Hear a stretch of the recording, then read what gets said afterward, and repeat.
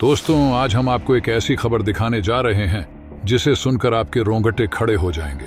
जी हाँ, इजराइल, जो हमेशा से हमारे दिलों के करीब रहा है, अब एक बहुत बड़ी तैयारी कर रहा है। एक ऐसी तैयारी जो ईरान को चौंका देगी, उसके घमंड को तोड़ देगी। हमारे सूत्रों से मिली जानकारी के मुताबिक इजराइल का सीक्रेट प्लान लीक हो गया है, और ये प्लान सिर्फ एक छोटा मोटा हमला नहीं, बल्कि एक ऐसा प्रहार है जो ईरान की धरती पर कहर बनकर टूटेगा। इजराइल ने अपने सबसे खतरनाक हथियारों को तैयार कर लिया है, और अगर ये प्लान सफल होता है तो ईरान की हिम्मत के टुकड़े टुकड़े हो जाएंगे। हम आपको दिखाने वाले हैं कि कैसे इजराइल अपने F-35 स्टेल्थ जेट्स और मिसाइलों से ईरान को धूल चटाने की तैयारी कर रहा है। ईरान के पास बचने का कोई रास्ता नहीं होगा, और दुनिया देखेगी कि कैसे इजराइल अपने दुश्मनों को धूल में मिला देता है। दोस्तों, ये प्लान सिर्फ एक हमला नहीं है, बल्कि ये वो चौंकाने वाली स्ट्रेटजी है। हमने इजराइल के हालिया हमलों का पैटर्न, उसके हमला करने का स्टाइल और वो कब किस हथियार से हमला करता है, इन सब चीज़ों के बारे में डीप एनालिसिस किया है। तो बने रहिए हमारे साथ, क्योंकि आज हम आपको वो दिखाने वाले हैं जो दुनिया के किसी मीडिया चैनल ने अब तक नहीं दिखाया। लेकिन दोस्तों, वीडियो में आगे जाने से पहले अगर आप इजराइल को समर्थन देते हैं और उसे सच्चा दोस्त मानते हैं तो वीडियो को लाइक करके कमेंट बॉक्स में जय हिंद लिखें। याद रहे, जय हिंद कहना हम सब के लिए गर्व की बात है। दोस्तों, ईरान और रूस के बढ़ते सैन्य संबंधों ने पूरी दुनिया का ध्यान खींचा है, खासकर जब से खबरें आई हैं कि रूस ने ईरान को अत्याधुनिक हथियारों की बड़ी खेप भेजी है। इनमें सबसे प्रमुख हैं AS-400 एयर डिफेंस सिस्टम और अत्याधुनिक सेमीकंडक्टर टेक्नोलॉजी वाले अटैक ड्रोन, जिनसे ईरान की सुरक्षा क्षमताएं काफी बढ़ जाएंगी। पश्चिमी मीडिया लगातार इन खबरों को लेकर दावे कर रही है कि रूस ईरान को अपनी सैन्य ताकत से लैस कर रहा है ताकि वो पश्चिमी देशों के दबाव का सामना कर सके। ईरान और रूस के रिश्ते कोई नए नहीं हैं। दोनों देशों के बीच पुराने सामरिक और राजनीतिक संबंध हैं, लेकिन मौजूदा हालात में ये रिश्ते और भी महत्वपूर्ण हो गए हैं। खासकर अमेरिका और उसके सहयोगियों से दुश्मनी दोनों देशों को एकजुट कर रही है। रूस और ईरान के इस गठजोड़ को मध्य पूर्व में उभरते हुए नए शक्ति समीकरण के तौर पर देखा जा रहा है, और अगर हम इसे चीन के साथ जोड़कर देखें तो ये अमेरिका और उसके सहयोगियों के लिए एक बड़ा खतरा बन सकता है। अब असली सवाल ये है कि इजराइल ईरान पर हमला कैसे करेगा और उसकी रणनीति क्या हो सकती है। अभी हाल ही में इजराइल के F-35 स्टेल्थ फाइटर जेट्स ने फारस की खाड़ी में उड़ान भरी, और इस पर रूस ने तुरंत नजर डाली। रूस ने इस सूचना को तुरंत ईरान के साथ साझा किया, और इसके जवाब में ईरान ने अपने एयर डिफेंस सिस्टम को पूरी तरह से अलर्ट कर दिया।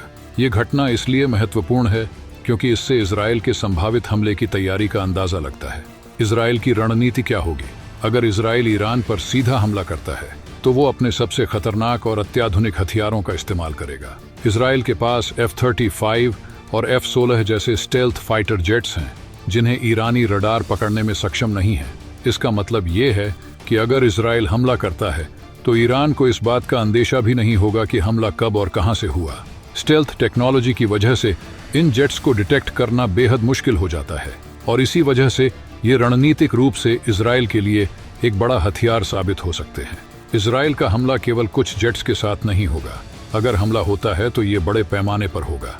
मेरी राय में कम से कम 30 से 35 जेट्स इस ऑपरेशन का हिस्सा होंगे, और ये जेट्स किसी एक छोटे से इलाके को निशाना नहीं बनाएंगे, बल्कि 100 से 50 किलोमीटर तक के बड़े क्षेत्र में हमला करेंगे। इस हमले का मकसद सिर्फ ईरान की एक फैसिलिटी को तबाह करना नहीं होगा, बल्कि कई प्रमुख ठिकानों को एक साथ निशाना बनाना होगा। अब सवाल उठता है, क्या ईरान इसके लिए तैयार है? फिलहाल ईरान के पास S-300 एयर डिफेंस सिस्टम है, जो कि अब पुराना हो चुका है। इसके अलावा हाल ही में रूस ने उसे S-400 सिस्टम भी दिया है, जो कहीं अधिक उन्नत है। लेकिन सवाल ये है कि क्या ये सिस्टम इजराइल के F-30 जैसे स्टेल्थ फाइटर जेट्स के सामने टिक पाएंगे? अगर इजराइल की रणनीति लागू होती है तो यह देखना दिलचस्प होगा कि S-400 जैसे एडवांस सिस्टम्स भी F-35 का मुकाबला कैसे करेंगे। ईरान इस समय बहुत तनाव में है। उसने अपनी एयर स्पेस को पूरी तरह से बंद कर रखा है ताकि संभावित हमलों का जोखिम कम हो सके। ईरान खुद के जहाज भी नहीं उड़ा रहा है, और किसी अन्य देश के जहाज को भी उसकी सीमा में घुसने की अनुमति नहीं दे रहा है। इसका एकमात्र मकसद यही है कि हमले की स्थिति में डिटेक्शन की संभावना कम से कम हो। लेकिन अगर इजराइल की रणनीति पूरी तरह से सफल होती है तो ईरान के लिए स्थिति बहुत गंभीर हो सकती है। अब रूस और ईरान के संबंधों पर वापस आते हैं। रूस ईरान को ड्रोन और एयर डिफेंस सिस्टम में मदद कर रहा है, लेकिन सवाल ये है कि क्या ये सहयोग इजराइल के स्टेल्थ जेट्स और मिसाइलों के सामने टिक पाएगा? अगर इजराइल हमला करता है तो उसकी रणनीति केवल सैन्य ठिकानों तक सीमित नहीं रहेगी।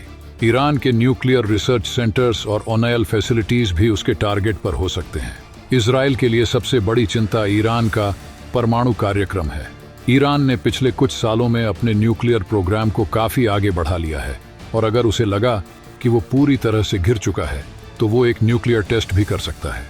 अब सवाल ये है कि क्या ईरान अपने परमाणु कार्यक्रम को इतना आगे बढ़ा चुका है कि वो न्यूक्लियर हथियार बना सके?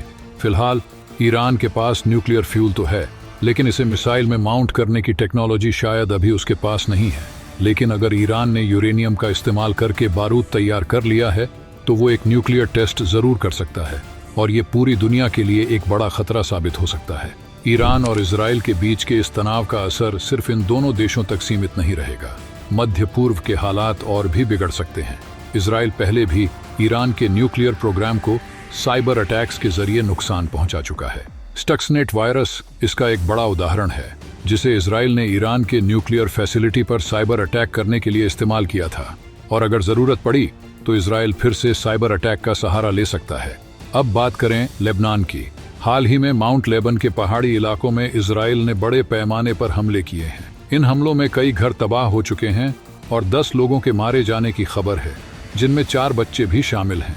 बेरूत के आसपास के इलाकों में भी इजराइल के हमले जारी हैं और इजराइल अब इन पहाड़ी इलाकों को भी निशाना बना रहा है, जहां हिजबुल्लाह के समर्थक हो सकते हैं।